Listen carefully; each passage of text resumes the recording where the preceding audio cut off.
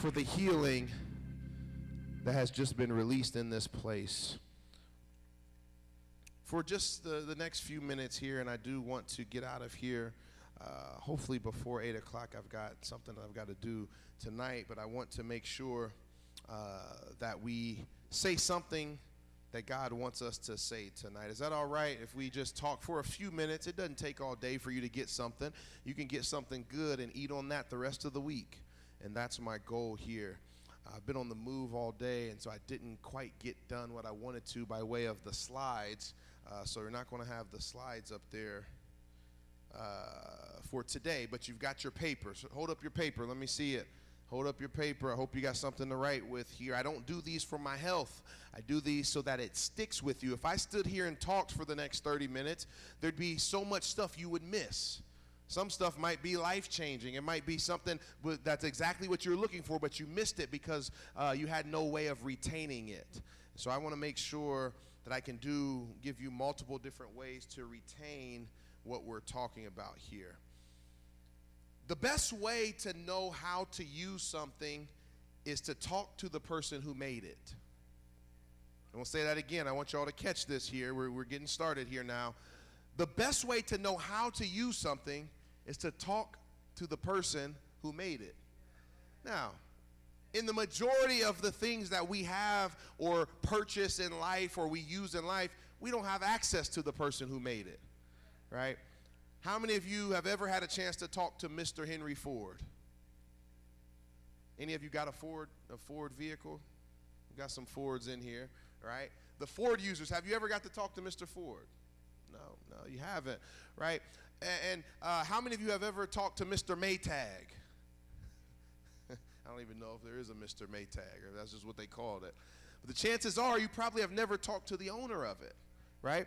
But if you really wanted to know what's the best way to go about using something, would be to talk to the person who made it. Nobody, somebody say nobody. Nobody will know a thing better than the person who made it because they understand everything about it. You ever thought about that? The person who made it is going to be your best source for being able to know what to do with this thing. They understand everything that's involved in making it. They know all the parts. They know all the parts that are there. And they understand the purpose for why everything is there. Okay? They also typically will be the person best suited to tell you what that thing is for. It's one thing to know what all parts are there. It's another thing to understand, what is this thing used for? What is it? What's the purpose of this things, right? Of this thing. Why are instructions important? Somebody, I want you to think about that for a minute. Why are instructions important? Matter of fact, somebody say it. Why are instructions important? Brother Frederick, good to see you. Why are instructions important? Tell you what to do, right? Tells you what to do, okay? And again, who wrote the instructions? Typically the person or the company that made the thing. They're the ones that are writing the instructions. Here's why instructions are so important. Because instructions are the key that is given to the user directly from the manufacturer. I'm going to say this again. You can jot some things down. We're not to our blanks yet, but you can still jot some things down. Directions are the key that is given to the user directly from the manufacturer. One of the things that I've heard, I don't know whose tagline this was, but for best results, follow instructions or directions, right? For best results, follow instructions. It's the blueprint that the one with the most knowledge about the thing and how it can best serve you has given. It's the blueprint that's been given by that person who knows that thing and knows it the best. Right? One thing that makes instructions very useful, somebody say useful. One thing that makes instructions very useful and practical is that they are generally step by step. That's what makes instructions work, because it can show a person who knows nothing about the thing. If I were to ask you to raise your hand, how many of you can tell me about a Ford? There's some people in here who could probably tell me some of the inner workings of a car because they understand that. But they would not be able to explain it on the level of a person who actually either made the car or for Mr. Ford themselves, a guy who maybe came up with the idea of it, a person who just has a working knowledge of it. They've learned because somebody showed them. Maybe they learned from trial and error. But instructions serve as a way to take someone who's not an expert about a thing, and to give them step-by-step points on how to operate whatever it is. Y'all still with me? Instructions are important. Somebody say instructions are important.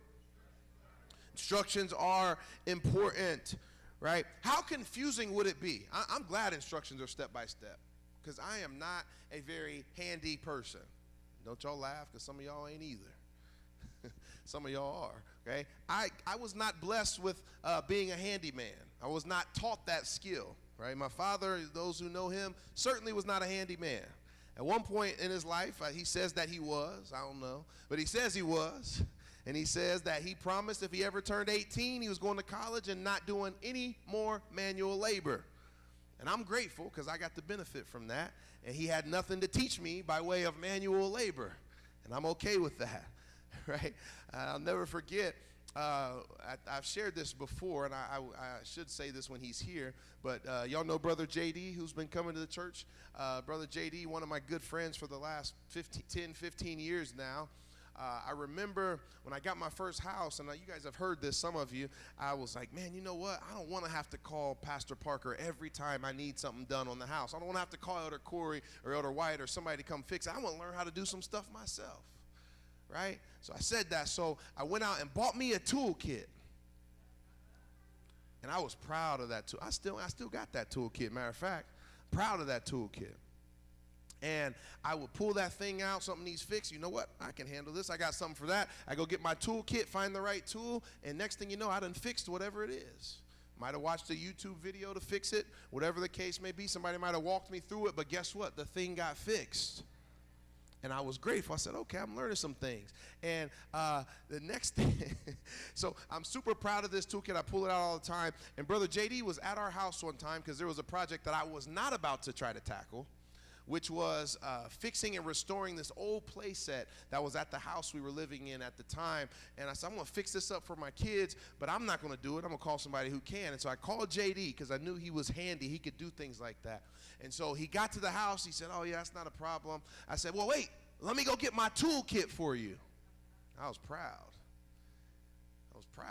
And I think, as a matter of fact, because he had his tools and there was something he was missing. I said, let me go see if my toolkit has it. So I go and get my toolkit and I bring it out to him. And he doesn't say anything. And he goes ahead and looks, and I don't think I had what he was missing. And afterwards, he gets the whole job done and everything's good. I'm proud because I contributed, or at least I thought I did, with my toolkit. And he says, oh, by the way, that's the same toolkit I bought for my 11-year-old daughter. I thought he was just joking. I'm like, oh, man, that's funny. He's like, no, I'm serious. So just deflated my whole bubble, thinking I'm a handyman. But guess what? My little toolkit still helps me with odd jobs that I need to get done, right? But manual labor is not really my thing. But even a person like me, if you give me the instructions, I can figure it out. Because they're step by step. It tells you start here, and I'm able to follow that. How confusing would it be if instead of instructions being step by step, you know, first you start here, then you go here. What if instead instructions were an overview of what you should do? If it read like a book, that'd be pretty odd. That would not be able to help me. I'd be like, give me some step-by-step instructions. I can't do anything with this. It'd be really difficult. It would lead to a lot of confusion, right? It would lead to incorrect understanding of how the thing operates because it's not made plain for me, right? How many of you, other than me, have ever had something given to you, or you bought something and you get it and you're like, I have no idea how this thing works? That's the majority of stuff I get. So that's my first statement. I have no clue how this works or how to put it together, right? No clue. And that's really how I feel all the time when I have birthdays for our kids and things like that, and y'all get them all these nice toys, Gigi, and others who get them toys, and you're like, oh man, they're gonna have a blast with this. No, because guess what? Dad got to figure out how to put it together. So every time I see a toy, the kid's all excited. I'm like, oh man, that's something I got to try to figure out how to put together. And typically what I will do As they'll come and ask, as soon as we get home, Daddy, can we get this out and play with it? I'm like, oh, no, we'll play with it later. We'll play with it later. And I keep trying to push it to later because I don't want to have to try to figure out how to put this thing together.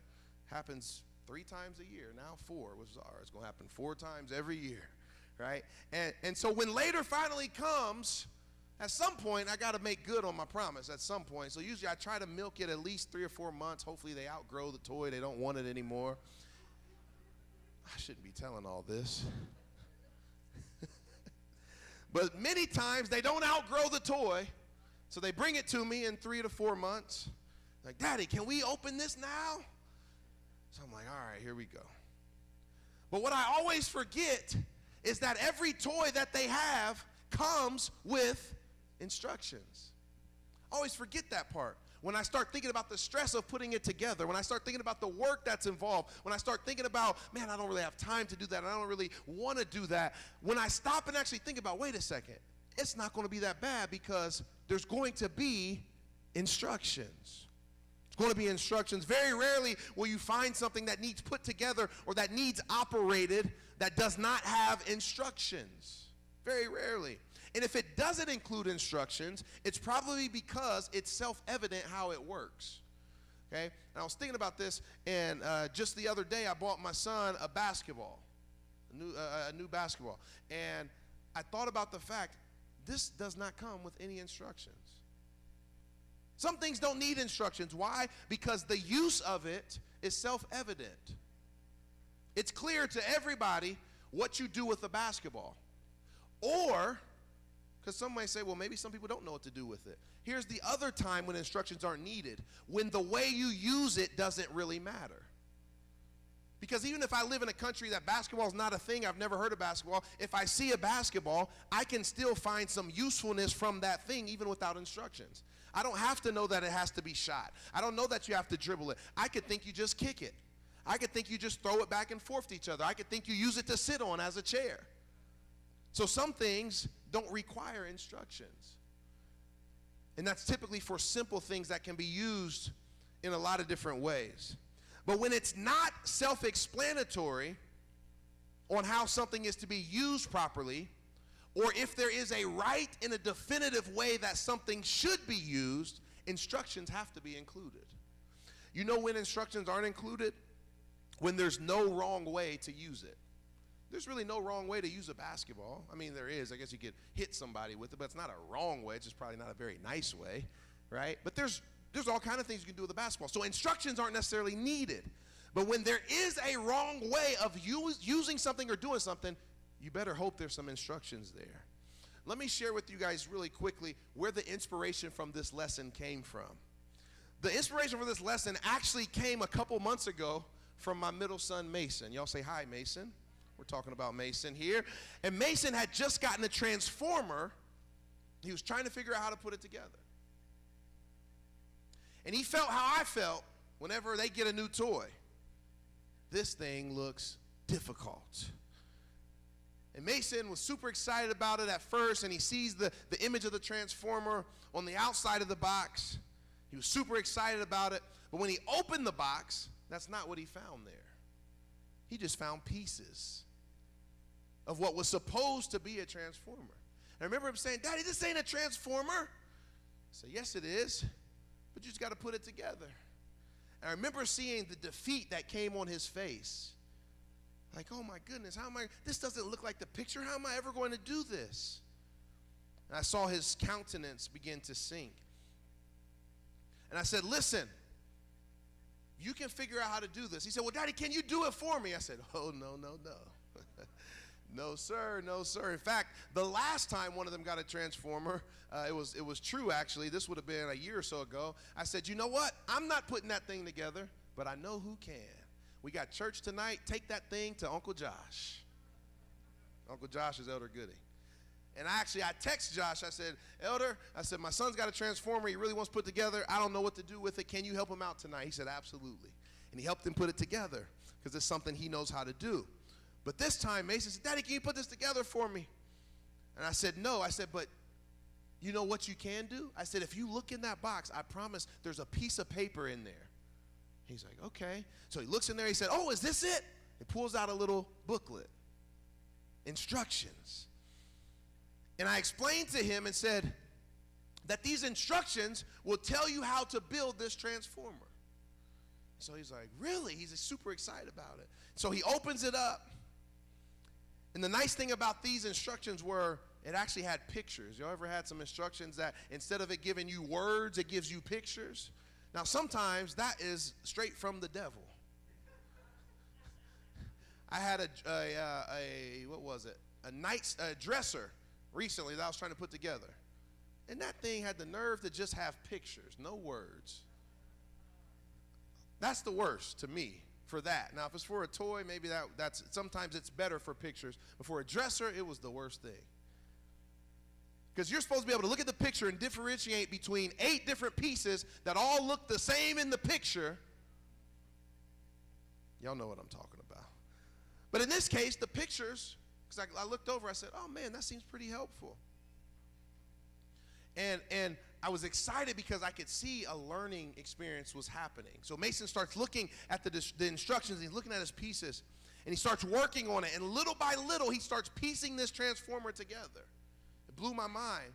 And I'll never forget the words that he said in a voice that only Mason could say it in. Now, y'all know Mason. Y'all know how he talks. You know how animated he gets and how excited he gets. And as he starts putting this transformer together, he didn't finish, but he was probably about halfway there, and he could see the thing starting to come together. And Mason looked up, and he said, Daddy, the instructions are powerful. Woo. Yeah. That's what I said. And my first reaction was I wanted to chuckle at it because, you know, he's so serious and just super sweet with what he says, and he was so animated with it. But he said the instructions are powerful. And that thing hit me. I said, my goodness. I took my phone out and I wrote that quote down, like as I often do, to try to make sure I don't forget stuff. But I said, that's a message right there. The instructions are powerful. They're powerful because in his little 5-year-old mind, he realized that he went from having no clue how to make this thing look like what it was supposed to look like to once he figured out that there was instructions all along, he could actually put this thing together himself. He didn't need Daddy's help. It was such a kid way and such a Mason way to say it, and it hit me. Instructions are powerful. Somebody say instructions are powerful. Because they tell you directly from the Creator, watch this, how to have the most success and how to use the thing properly. And that's what God has left for us as his children to know. He's left us instructions. Instructions on how to do this thing the right way. Instructions on how to get the most out of this thing called life. Instructions on how we are to live. So many people these days talk about life hacks and, oh, this is the nice life hack. And basically what that means for those who don't know, it just means this is something that you probably never thought of that can make some area of your life easier. That's what a life hack is. Or for the gaming world, they call it a cheat code. And everyone's talking about life hacks and cheat codes and all of that. But if you want to know that what life's greatest hacks are, if you want to know what life's greatest cheat codes are, then you should start listening to the one who himself gave us life. Why could Mason have success putting together that transformer? Because he found the instructions that were left to him by the person who created it. And when he realized, wait a second, I can actually do this. I'm not here just to figure this out all on my own. I'm not stuck because my dad says you're on your own and I'm not helping you. He realized, wait a second, I can do this because I have the what? The instructions. And not just do I have them, but these instructions are powerful.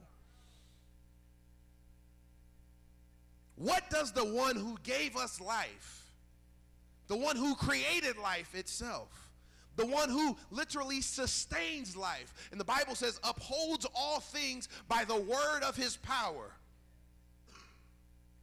What we have to figure out, no matter what situation we're facing in life, literally no matter what, somebody say no matter what. It doesn't matter what the situation is. You have to figure out, what does the person who created the situation, who's God over the situation, who's created everything in it, by whom the worlds were made, what does he have to say about this thing? If you can figure that out, if you can figure out what the instructions are for what you're navigating through, and if you can figure out what the instructions are by the one who is in control of everything, guess what? Your life just got 100% easier. But so many times, instead of, one, knowing that there's instructions there, instead of following the instructions that we know are there, we sit there racking our brain trying to figure out, how are we going to put this transformer together on our own? How am I going to do this? This is impossible. But we've neglected the fact that we have instructions from the one who's created everything. He's the maker of life, the giver of life, and he's given us instructions. What does he have to say about how we should live? And this is what we're going to dive into here tonight and for the next couple of weeks, all right? So the first blank on your sheet, I just gave you the blank. I bet none of you guessed that that's what it was going to be. Because that's something I've never heard anybody say other than Mason Edward Augustus Cooper. I'll probably never hear anybody else ever say that other than y'all, because you've heard it.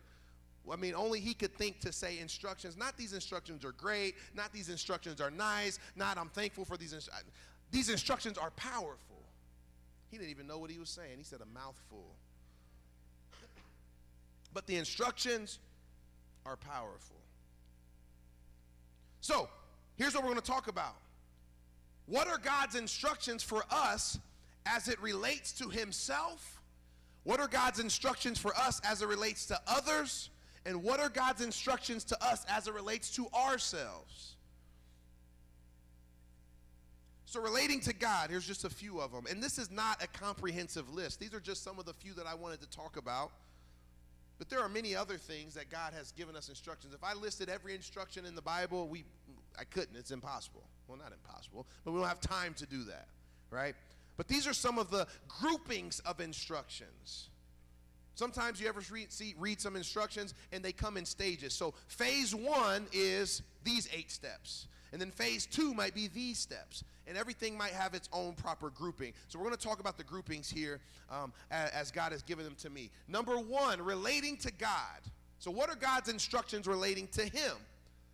Love, reverence, and obedience. Everybody say love, reverence, and obedience. If we could just learn how to even do these things halfway right, and if you're doing them right, that's great, but we can always do them better. If we could just learn how to do these things just a little bit better, we'd start to see literal mountains move out of our life. We'd start to see an entire different outcome from situations that we might face, right? Love, reverence, and obedience. Number 1 here, love God with all your heart. We must do this. We must do this. And this is such a cliche thing that we say in church. But man, this instruction is powerful. Love God with all of your heart. That means I don't love him just with the part of my heart that comes to church on Sunday. I don't just love him with the part of my heart where it's easy to accept things he allows in my life. I don't just love him with the part of my heart that's on public display. I love him with all of my heart. That means there's no part of my heart that God does not occupy or become the affection of. I'll put it that way. No part. I'm not withholding anything. That's why I love the William McDowell song, and I think I sang it Sunday. Withholding nothing. I'm not holding anything back from God. There's no secret compartments in my heart that God can't access, but I love him with all of my heart. In fact, when they asked Jesus, this is how he summarized all the law. This was the first thing he said. Love the Lord your God with all your heart and with all your soul and with all your mind. King James would say all your heart, soul, and strength. Matthew 22:37. That's the first and greatest commandment. In other words, you could get all the rest of them largely wrong. You better make sure you get that one right. Loving God first. And this is why Well, I'll say this here in a second. No, I'll say it now. This is why our world is so backwards. Because our world has actually taken, y'all know what the second commandment is. He says, and the second is like unto it, love your neighbor as yourself. But have you noticed how the world is slowly reversed those? And now the world's theme is God or not God. That's up to you, whatever. Whatever. If you want to believe, you can, and you don't have to. But they make the number one priority is, just loving others. Love and tolerance and acceptance. And is anything wrong with love, tolerance, and acceptance? No. That's what we're supposed to do. But there's a reason why it is what? Not first, but second. And the term second, in every language, every dialect you can ever find, the idea or the concept of something being second means that something else is what? First. So the first thing is loving God with all your heart. Because if I don't love God with all my heart, I'm not going to effectively love my neighbors right. I might think I'm loving them, but it's not actual love if I don't even know how to love God first. Y'all still with me? So first is loving God with all of your heart. You shall love the Lord your God with all your heart, with all your soul, with all your mind. This is not just emotional affection. It involves loyalty. And see, this is where I think the church also gets in trouble. Our churches, and this is true in our church, in our churches for sure, but it's definitely true in the wider, man, I might get in trouble for saying this, that's all right, the wider non-denominational movement. So much of their stuff is just emotionalism. Now, they would fire back at us and say, so much of y'all's church culture is emotionalism, and they'd be right.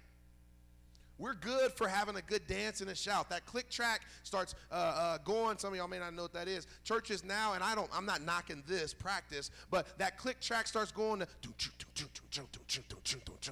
and then the organ starts, and the drum starts kicking, and we're just shouting. And sometimes we haven't even had a word or a move of God yet in the service, but we're just dancing. That's all we're doing. It literally is just dancing. No victory has been won yet. No revelation has been secured. Nothing's happened yet. It's just because we're at church and the music started, we just start emotionally just doing stuff. I'm not anti-shouting. I can't shout the way we call shouting. I ain't got no rhythm with it. But I'm not against it. I love a good shout. I love a good praise break. But you got to give me something of substance I can get excited about first, and then you can shout me all night. That's fine. But we're not just shouting because the praise team just got done and the preacher just got up. Ain't nothing happened yet. So they would argue accurately that our churches are full of emotion. But I would argue right back that a lot of this new church movement where it's low lights in the sanctuary. I'm not knocking it per se, not my style, but okay, whatever. The lights, the strobe lights, not knocking it. That's cool too. We got some. But it's turned into just the slow worship, and as long as everyone's hands are raised and everyone's crying, it's like, oh, that was worship. And sometimes that's just more emotionalism, just packaged a different way. I'm not saying anything's wrong with those two things. Nothing wrong with shouting and nothing wrong with closing your eyes with your hands up and crying. I'm saying when those things simply become signs of emotional loving God, but there's no real root to it. It's just because this is what church looks like now. That's when we're in trouble. So when I say here, this is not just emotional affection. Oh, I love God. Like this whole new music style, this movement, and I've heard people classify it as this: the Jesus is my boyfriend music. Y'all ever heard some of these songs I'm talking about, where you can't tell if they're talking about Jesus or they're talking about a lover? That's how so many of these newer worship songs, you're not really sure. Like, man, are they talking about the Lord or are they talking about somebody they're taking home tonight? The Jesus is my boyfriend movement. It's emotional loving of God. I don't even know if we can use the word loving. But God is saying that I don't want that. I don't want just your emotions. I want your whole heart. Somebody say all of it. All of it. It involves loyalty. This is the key here. I want you to catch this, and we may stop here today, right? My numbers are all messed up. Let's see. Okay. On your paper, does it say, is love God with all your heart number 5? It's number 1? Okay, it's number 5 on mine. I don't know why.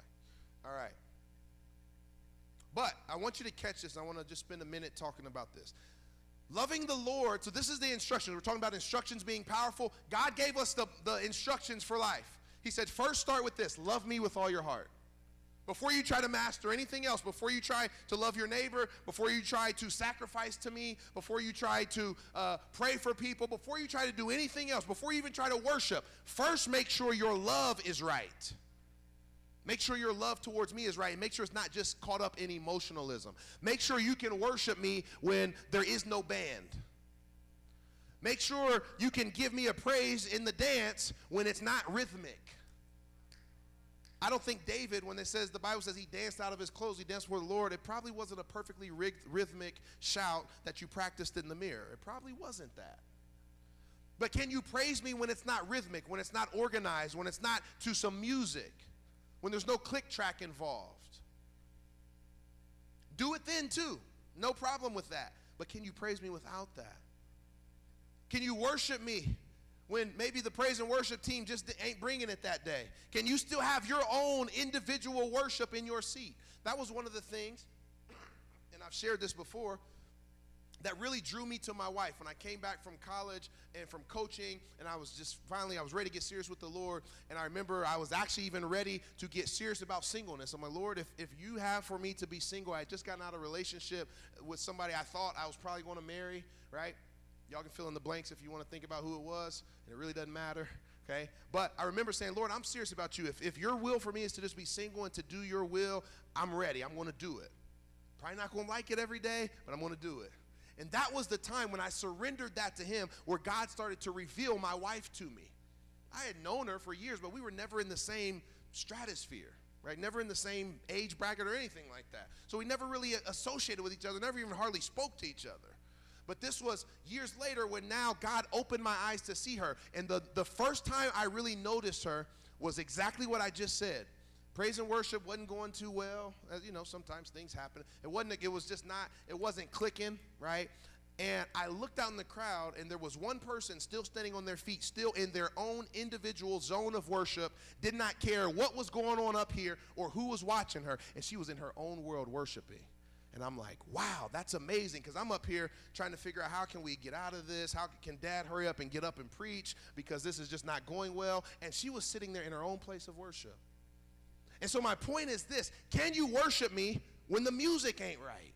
When the singing might not be right? Is your love for me contingent on other things, or is it based on your love and your commitment to me? Not emotional affection, but this kind of love involves loyalty, devotion, and intentional, somebody say intentional. Intentional connection through prayer. Intentional connection is not I pray only when it's time to eat, or I pray only when it's time to wake up, or I pray only at church. But I have intentional connection time with God through prayer. That's loving God with all your heart. Through worship, intentional connection time through worship. Regardless of what else is going on, I'm having my own worship experience right here, right now. And the last one and most important is obedience. Everybody say obedience. Loving God with all your heart means you obey him. This is why I have a hard time, and when I was, and such were some of us, because I was in this category too, with people who say they're Christians and they say they love God, but they don't obey what he says to do. Well, you love God, yet, well, let me not get specific. We love God, but Frederick says, go ahead, all right. We love God, but we living together with somebody I'm not married to. We love God, but we get drunk. We love God, but we let filthy communication come out of our mouth. That's not obeying God. I'm not saying that we don't make mistakes. How many of you have ever made a mistake in here? How many of you have made a mistake since you've been walking with God? All of us have. So it's not about you have to try to live. You have to become perfect. No, we're not perfect. But what's Sister Mary's church say? I'm not. It makes you think it says I am perfect. But what it really says when you look at it, it says, I am perfectly complete in him. I'm not perfect. I make mistakes. I had that shirt on today. I don't have it on now. I had that same shirt on today. And I love that shirt because, no, we're not perfect, and we're not going to be perfect in the definition that we like to use without ever making a mistake. But we are perfectly complete in him. And our job is to make sure if we're going to truly love God with all of our heart, soul, and mind, We have to be obedient to his what? His instructions, because his instructions are